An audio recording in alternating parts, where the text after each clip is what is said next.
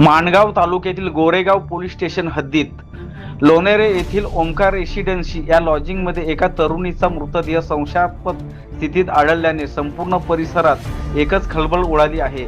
या घटनेची माहिती मिळताच पोलिसांनी घटनास्थळी धाव घेतली। आढळून आलेल्या सदर तरुणीची हत्या करण्यात आली असावी असा प्राथमिक संशय व्यक्त केला जात आहे। घटनेनंतर आरोपी फरार झाला असून पोलीस त्याचा कसून शोध घेत आहेत। या घटनेमुळे स्थानिक नागरिकांमध्ये संतापाचे वातावरण आहे। खबरदारीचा उपाय म्हणून ओंकार रेसिडेन्सीच्या परिसरात मोठा पोलीस बंदोबस्त तैनात करण्यात आला असून हॉटेलच्या बाहेरील भागाला छावणीचे स्वरूप आले आहे। फॉरेन्सिक टीम पाचारण करण्यात आली असून पुरावे गोळा करण्याचे काम सुरू आहे। गोरेगाव पोलीस या प्रकरणाचा अधिक तपास करीत आहेत।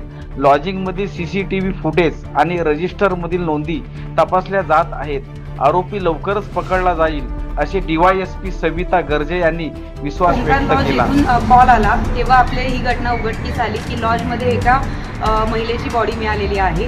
त्यानंतर आपण तात्काळ तिथे फॉरेन्सिक टीम पाठवलेली आहे। त्याच्यानंतर डॉग स्क्वॉड आणि फिंगरप्रिंट एक्सपर्ट यांच्या माध्यमातून आपण घटनास्थळावरून गुन्ह्याच्या दृष्टीने उपयोगी असलेले पुरावे आपण जप्त करत आहोत आणि तांत्रिक तपासाच्या माध्यमातून आपण आरोपीचा शोध घेणार आहोत।